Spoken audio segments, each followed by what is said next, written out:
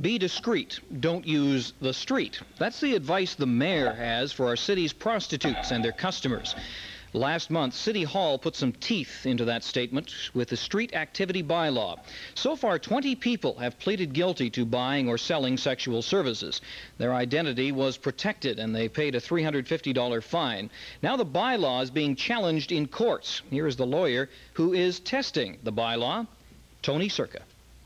Mr. Serka, you're testing the bylaw with a client who's been charged. That's right. All people deserve the right to have a lawyer in court. Are you defending this person because he needs defense?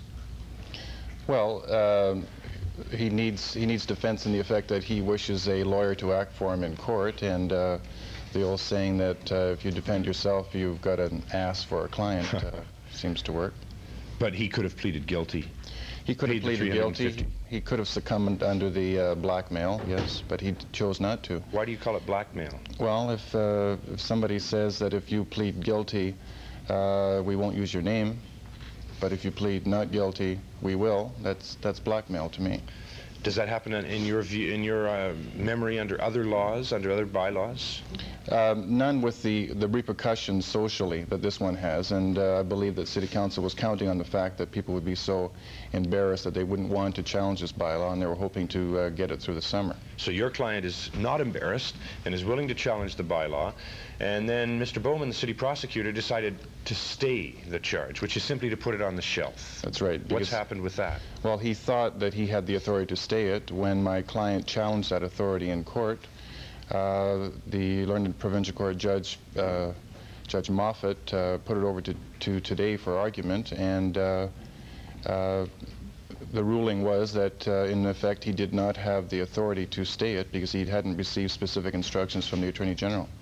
So the charge is back, and the matter's been set for July the 5th for a constitutional argument. Which will be a trial?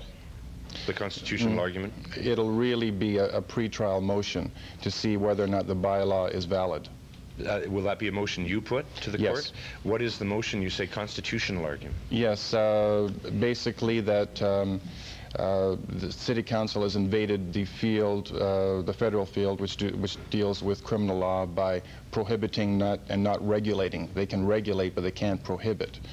And also, curiously, they've made it against the law for two people to speak about something which is completely legal on a street, and given it criminal sanctions, like criminal sanctions, on their particular speech. They've infringed upon the right of a resident of Vancouver to speak freely on the streets. To speak freely. Now, I understand that, but they have decreed that discussing the business of sex on the street is contravening the bylaw. Do they have the power to do that?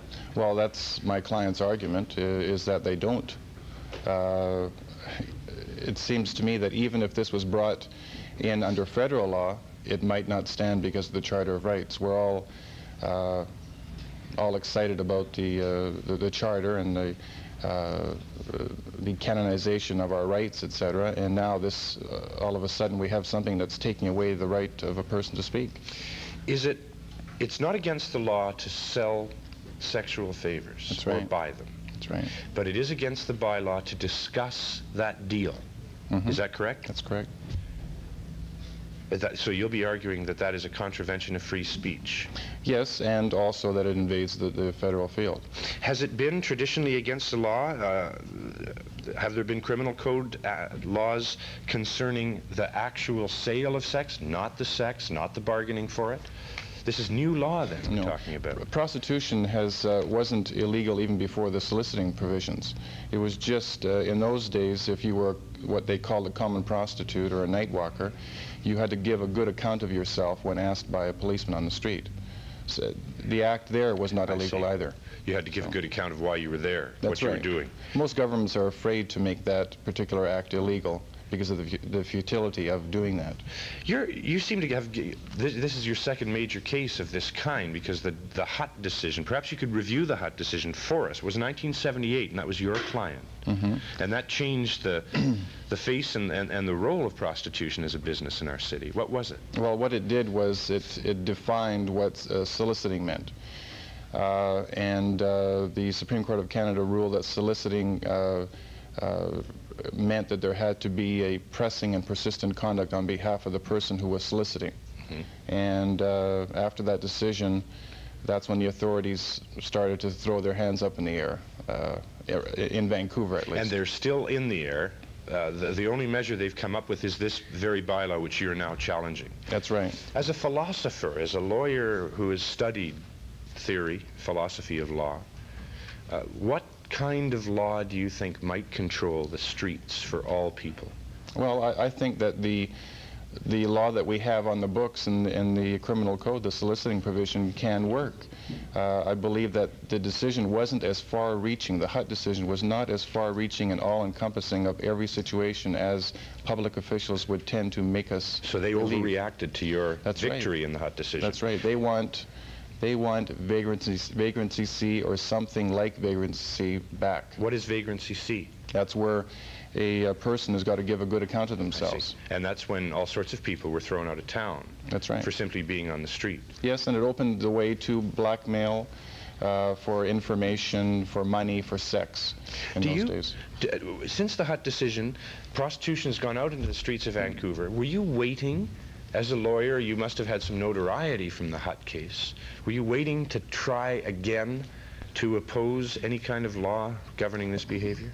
No, it just happened that way. It just happened that a client who was courageous enough to put his name on the line and put his reputation on the line came to me and wished me to defend him, and that's why I'm here again. And that begins the 5th of July. The 5th of July. I'm sure the whole city will be watching with note the court that day. Mr. Serka, thank you very much. Thank you. Wayne?